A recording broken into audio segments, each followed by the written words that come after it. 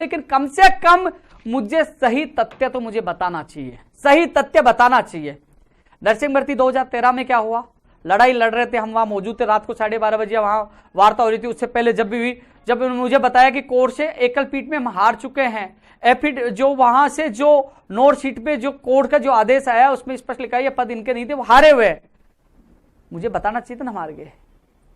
फिर भी उसका रास्ता निकालने की कोशिश करें। अब राजस्थान पुलिस भर्ती को होने वाला आंदोलन रखेंगे, समझौता भी हुआ था, और 4000 पदों पर माननीय मुख्यमंत्री ने कहा कि पहली सूची जारी करेंगे, और 10,029 की हम मांग करें कि तमाम पदों पर इसकी सूची जारी की जाए। तो 10 तारीख को इसको मजबूती से मैं रखने वाला हूं कि 10,029 परिवारों को न्याय मिले। अब रेडियोग्राफ इलेक्ट्रिक्स में इस बारे में बोल चुका हूं। हाँ साथियों, एक चीज जो नर्सिंग विभाग में जब हमारा समझौता हुआ था, मैंने उस समय ट्वीट भी किया था, आप लोगों को बताया था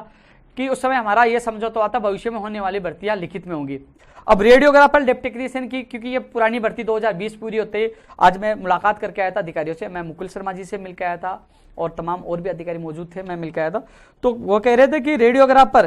की करीब 800 पदों पर हमारे पास अभ्यर्थना आई हुई है ना, अभिशंसा आई हुई है, और लगभग 900 करीब लेब टेक्नीशियन के बता रहे, लेकिन पुरानी भर्ती हो तो उसकी विज्ञप्ति जारी हो, लिखित में इसकी एग्जाम होगी, कई लोग तैयारी करें। तो 800 900 करीब, 800 तो रेडियोग्राफर, 900 करीब लेब टेक्नीशियन, ये संभावना पूरी है,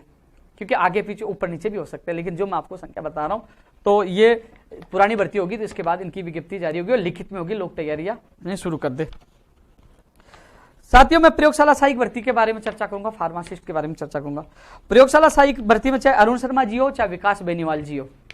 और चाहे वो कैलाश भाटी जी हो, चाहे माजिद खान डिडवाना जी वाले हो, और चाहे राजेश मान हो, चाहे सुभाष किलेरी जी हो, चाहे राजेंद्र गढ़वाल हो, चाहे तरुण राकावत हो, अमित फलोदी वाला हो, मुकेश जी हो,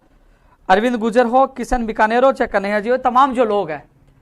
ये वो हैं वीर योद्धा जो लगातार हमारे जो आंदोलन में पूरा सपोर्ट कर रहे थे, उनको पूरी सच्चाई पता है। मैं आपको बता दूं, आज मैं मुकुल शर्मा जी से मैं मिला था, राजेंद्र भी साथ थे, और जो यहाँ जो 3 बार लो में फाइल गई, कुछ कमी की वजह से वापस आई थी, आज वापस हमारे सामने फोन, मुकुल जी ने फोन करके और किसी को वापस भेजा डिस्कशन के लिए, और वो डिस्कशन हो भी चुका है। और जो चीजें जो कमियां हैं, क्योंकि जो लो की वजह से जो कमियां थी और जो लो में भेजी है और लो से वापस जो डिस्कशन हुआ है, वहां से जो लो से जो कुछ इस पे जो होगा उस संबंध में भी मैं उन अधिकारियों के संपर्क में लगातार मिल रहा हूँ। जल्द से जल्द लो से निकलवाने की मैं कोशिश कर रहा हूँ, आने वाले वीक में उसको लो से उस फाइल को निकलवा लाएंगे। उसके बाद कैबिनेट और फिर राज्यपाल वाला जो मामला है, साथियों मैं इतना ही कह सकता हूँ कि लंबी लंबी बातें कोई भी कर सकता है, कॉपी पेस्ट कोई भी कर सकता है, कॉपी पेस्ट कोई भी कर सकता है, और अब जब परिणाम मिलने वाला है तो कई लंबी लंबी बातें करने वाले, क्योंकि बरसात का समय है, मेंढक कई आ सकते हैं, लेकिन संयम आप लोगों का भविष्य बनाए। मुझे पता है आपका दर्द, कई लोग कहते हैं भाई साहब कब तक धैर्य रखे, कब तक आश्वासन ले, लेकिन थोड़ा सा जो नियम रूल्स है, केवल इसलिए मैं चुप हूं कि नियम और रूल्स सही ढंग से बनाएंगे तो भर्ती नहीं अटके, फर्जी लोग बाहर हो, और आप लोग जो 1534 परिवारों के घर में खुशियां हैं, और 1535वां मैं भी आप लोगों के लिए लड़ रहा हूं, क्योंकि मैंने कहा था 35वां मैं हूं जो आपके लिए दिन रात मेहनत करूंगा, और आपके सामने आज भी जाके आऊं। और 7 तारीख तक तो आपको पता है भर्ती की सूची जारी, आचार संहिता भी है, और जब तक ये सारी प्रक्रिया पूरी करवा लेंगे। और इस बार इसी वजह से, क्योंकि अभी 26 तारीख को आप लोग आए थे, मंत्री जी से वार्ता हुई, मंत्री जी ने कहा कि 2-3 दिन बाद में, बोले 1-2 दिन में हम सूची जारी कर देंगे। जब मिले बोले कि यार ये तो रूल्स की वजह से लेट हो रहा है, लेकिन इस बार 26 तारीख को वही फरवरी का ऐतिहासिक नजारा मिलेगा। हम लोग डटेंगे, रुकेंगे, इस बार नहीं जाएंगे, इस बार परिणाम लेके जाएंगे, क्योंकि अंतिम स्तर पे हमारा मामला होगा, और अंतिम पर इस स्तर पे मामला होगा। इस बार आर पार की लड़ाई का ऐलान किया। हालांकि मैं आपको बता दूं, मुझसे पूरे मामले को लेकर जो मांग पत्र है, सारी मांगों को मांग लिया गया है, और मैंने ये भी कह दिया जो 5 मांगों के लिए जो लास्ट में समझौता हुआ था, माननीय मुख्यमंत्री जी से मिला था, उसमें पहली मांग प्रयोगशाला सहायक भर्ती भी थी, फार्मासिस्ट भर्ती भी थी, जिसकी 4105 में विज्ञप्ति जारी होनी थी, एग्जाम होना था,